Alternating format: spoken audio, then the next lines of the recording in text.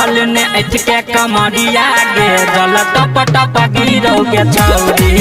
एना चहल ने ऐठ के कमरिया गे जल टप टप गिरोगे छौरी।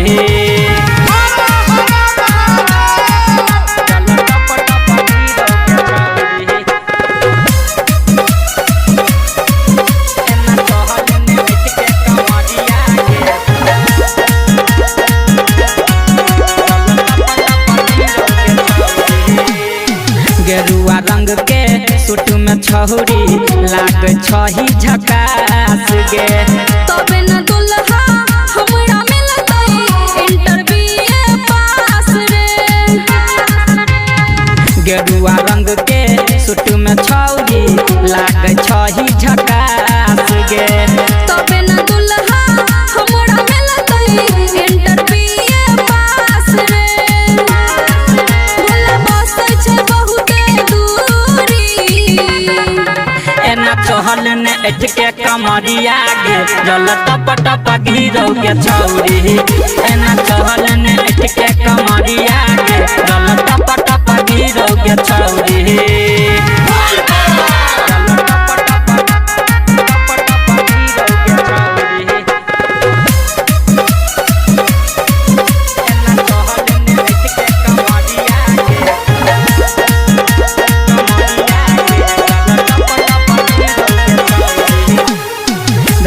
सुशील सारा दिहिले छौगे तोरा साथ में। अजय अकेला डीजे वाला पगड़ी बंधने छै माथ में।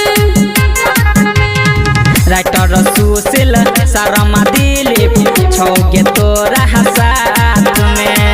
अजय अकेला डीजे वाला पगड़ी बंधने छै माथ में। दिल से करबै प्रणाम हाथ जोड़ी। एना चहल ने ऐठ के कमरिया गे जल टप टप गिरोगे छौरी। एना